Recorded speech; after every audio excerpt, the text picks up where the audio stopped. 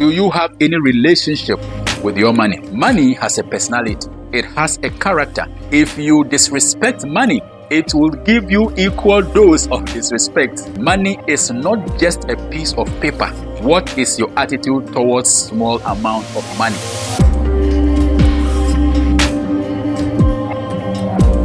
Welcome to another exciting episode of Money Talk. It is always a pleasure and an honor to invite you to this August platform of like-minded individuals who are on the path to break the chains of poverty and to establish a financial powerhouse for their future.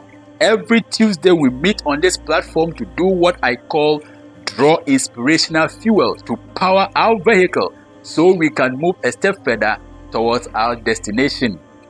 If you have not joined yet, you are missing out because something real good has started on this channel and it will surely end in success. If you believe and if you share the vision of liberating yourself from the torment of poverty, lack and insufficiency, then you've got to be part of this channel by subscribing. Don't also forget to strike the notification bell so that anytime a new video is uploaded, you get opportunity to join us in that session.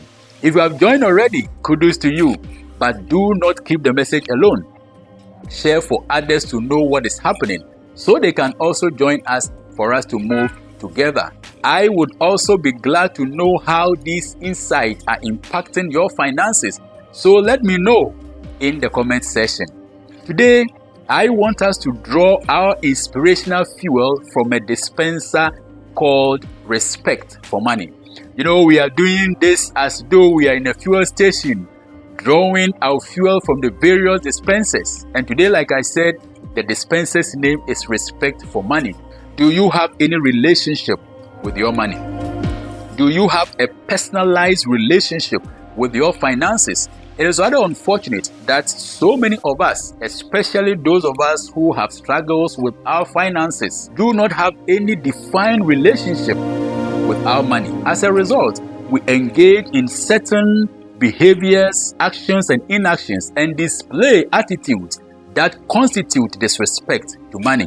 I'm sure you are wondering what those attitudes could be. Never mind, I am sharing with you in this video 3 of such attitudes.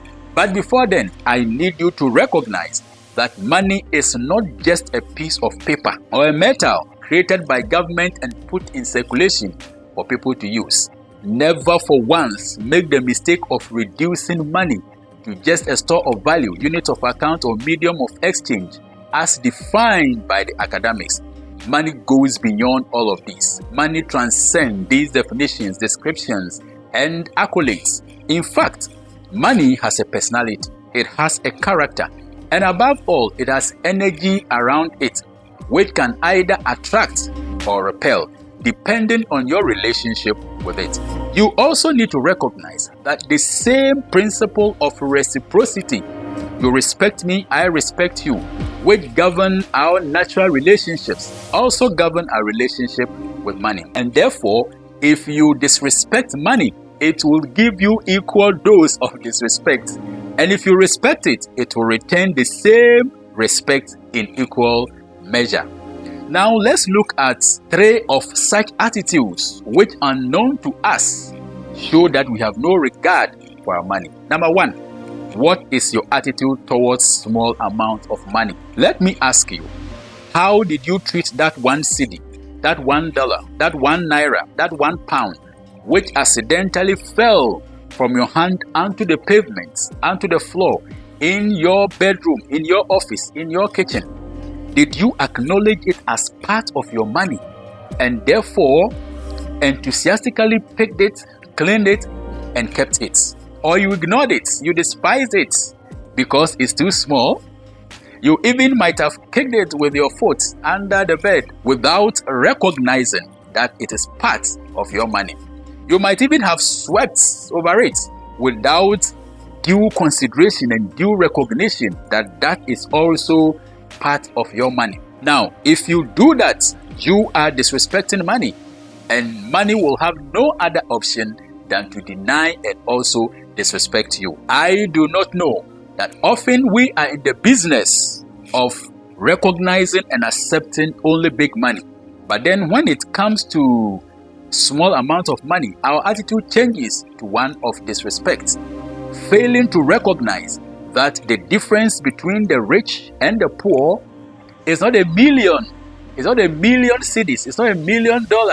It is actually a penny.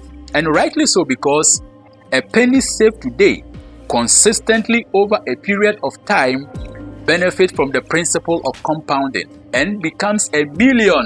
You must also be guided by the fact that little drops of water make a mighty ocean. I do not know what you believe in, but if you are a believer of faith and an average reader of religious literature, you might have come across the parable of the talents in the Christian fraternity, an amazing story of a master who was going on a journey, invited 3 of his trusted servants and distributed talent to them on the basis of their capacity. To the first he gave 5, to the second he gave 2, and to the third he gave 1. The first 2 recognized the value of their talents, went and traded with it, and made profits and interest, made gains on their talents. But the one that received 1 talent despised it, thought that it was so insignificant and that it could not make any change in his life. So he went and carelessly hid it somewhere. When the master came, he called for accountability. The first 2 came and rendered accounts of their stewardship, how they have profited from their talents, and they were duly commended. But the one that received 1 talent came and rendered an empty account. This got the master furious over his irresponsibility and lack of respect and recognition of that talent. Subsequently, he took that talent from him and gave it to the one that had much. Similarly, if we disregard small amounts of money, we will not be able to grow our finances. We cannot increase our money. Perhaps because wealthy people recognize money irrespective of the amount. That is why they keep getting richer and richer. And so as we advance in this journey towards financial independence, let us make it a point to recognize and respect money irrespective of the size. Number 2, keep the change attitude. Interesting, right? Keep the change attitude. Almost all of us are guilty of that attitude. How did you treat the change that was left when you went shopping from the shopping mall or from the supermarket? How did you treat the change when you went to buy drinks at the bar or at the pub? Did you collect it or you gave it away?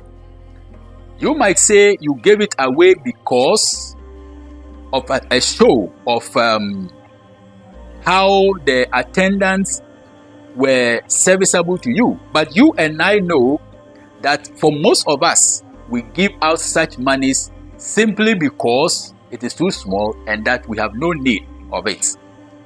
If you ever did that, you have shown disrespect to money. Now, at this juncture, let me issue a caveat. This is not to say you should not show appreciation when quality service has been rendered to you, but this is the principle.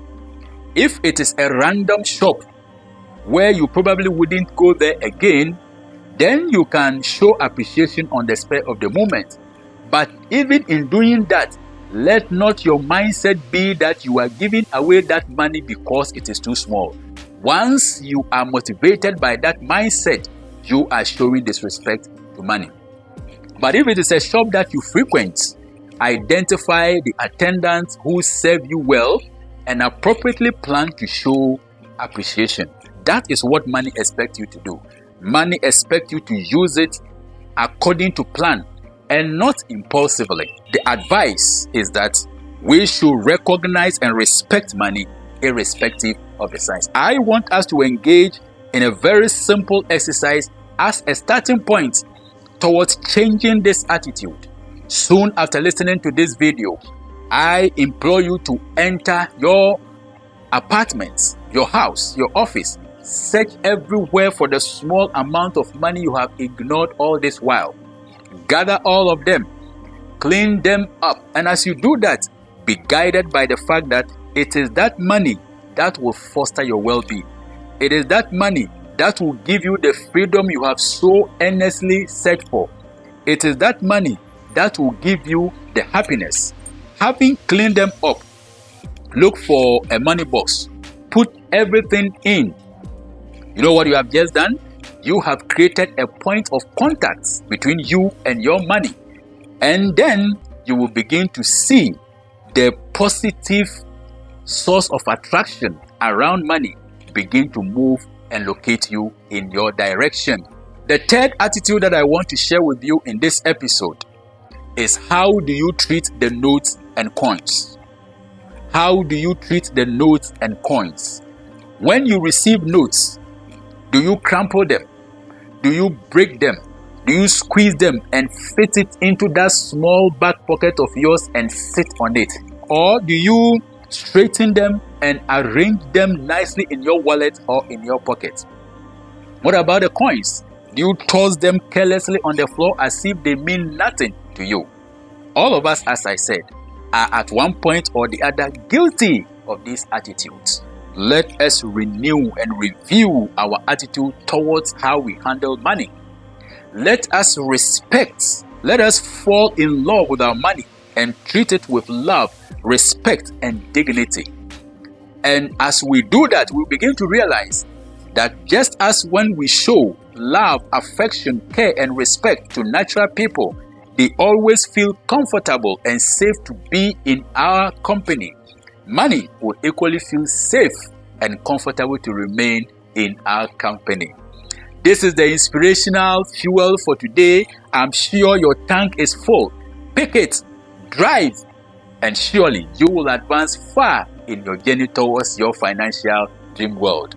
I would love to see you again next week in yet another mind-blowing episode where I will share with you the dangers of endorsing the leadership of money. I will let you understand that your finances are suffering because you have allowed money to lead you. Sounds counterintuitive, right? Never mind, everything will become clear as you make a date with me in that episode. Remember, the advice has always been, don't listen to get motivated, because motivation is only mental and short-lived.